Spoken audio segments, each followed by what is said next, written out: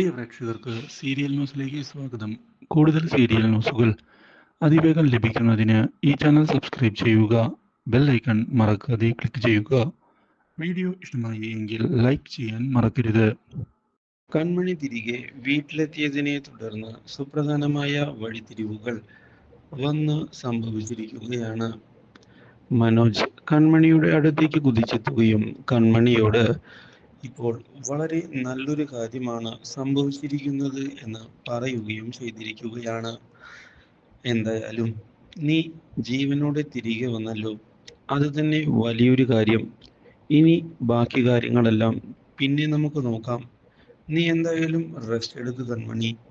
പക്ഷേ ഇതിനിടയിൽ അവിടേക്ക് കടന്നു വരുന്ന ധനലക്ഷ്മി, നിങ്ങൾ എന്തൊക്കെയാണ് പറയുന്നത്? ഇവളെ കുറിച്ച് ഇപ്പോൾ നാട്ടുകാർ എന്തൊക്കെയാണ് പറയുന്നത് എന്നുള്ള കാര്യത്തിൽ വല്ല ഐഡിയയും ഉണ്ടോ നിങ്ങൾക്ക്? എല്ലാവരും ഇവൾ കൃഷിന്റെ കൂടെ കിടന്നിട്ടാണ് വന്നിരിക്കുന്നത് എന്നാണ് പറയുന്നത്.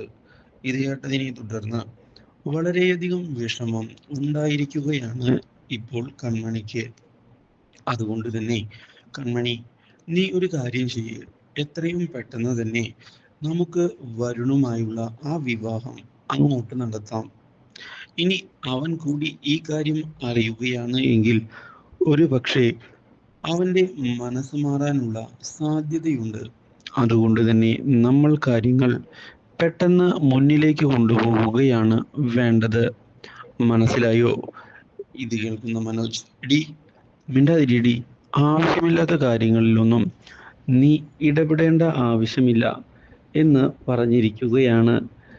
മാത്രവുമല്ല, കാര്യങ്ങൾ ഇത് കേട്ടതിനെ തുടർന്ന് ഇനി എന്തു ചെയ്യും എന്ന് ആലോചിക്കുകയാണ്.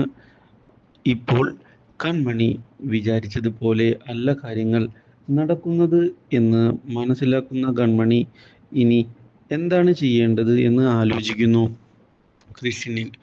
കൃഷിന്റെ കാര്യം വീട്ടിൽ പറയുക തന്നെ വേണം. അല്ലാതെ ഇങ്ങനെ കാര്യങ്ങൾ മുന്നോട്ട് കൊണ്ടുപോയിട്ട് യാതൊരു ഉപകാരവും ഉണ്ടാവുകയില്ല.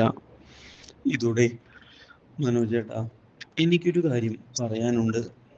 എന്താ എന്താ മോളെ നിനക്ക് പറയാനുള്ളത്? ഞാൻ ഇപ്പോൾ വരുണുമായുള്ള വിവാഹത്തിൽ നിന്ന് പിന്മാറുകയാണ്. എനിക്കയാളെ വിവാഹം കഴിക്കണമെന്നുള്ള ആഗ്രഹമൊന്നുമില്ല. ഇത് കേട്ടതിനെ തുടർന്ന് ഞെട്ടിപ്പോയിരിക്കുകയാണ് ധനലക്ഷ്മി. എന്ത് എന്താടി അസത്തെ നീ പറഞ്ഞത്? നിനക്ക് വിവാഹം വേണ്ടെന്നോ? പിന്നെ നീ എന്ത് ചെയ്യാനാടി ആഗ്രഹിക്കുന്നത്? എനിക്ക് മനസ്സിലായില്ല. കാര്യങ്ങൾ പറ. എല്ലാ കാര്യവും നീ ഇവിടെ ഇപ്പോൾ വ്യക്തമാക്കണം. എന്നിട്ട് മതി ഇനി കാര്യങ്ങൾ മുന്നോട്ട് കൊണ്ടുപോകുന്നത്. എന്താടി നിന്റെ മനസ്സിൽ?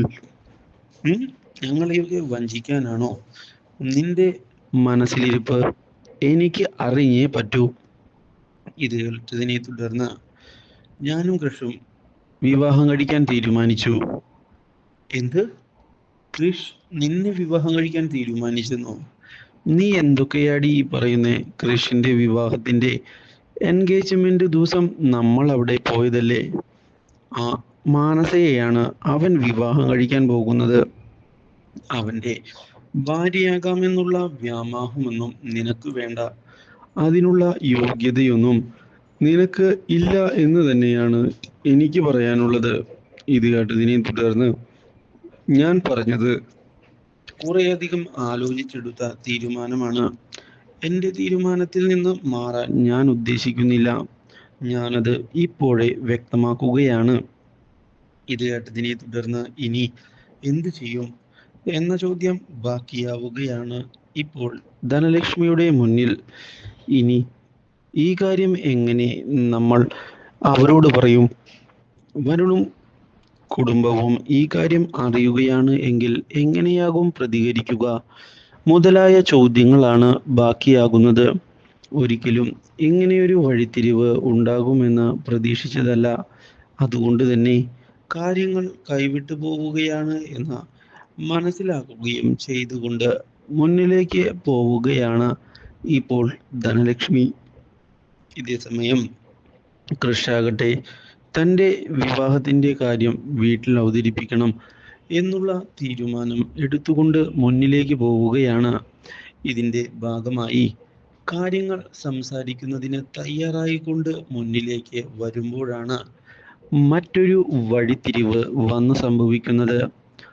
ആൻറ്റിയമ്മ ഉടനെ തന്നെ കൃഷിൻ്റെ വിവാഹം മാനസികമായി നടത്തണമെന്നുള്ള കാര്യം പറഞ്ഞിരിക്കുകയാണ്.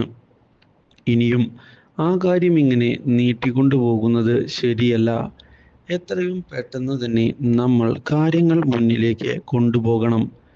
എന്താ കൃഷേ, ശരിയല്ലേ എന്ന് ആൻറ്റിയമ്മ ചോദിച്ചതിനെ തുടർന്ന് കൃഷ് ആകെ പകച്ച് നിന്നുപോയിരിക്കുകയാണ്. Do like, share and subscribe.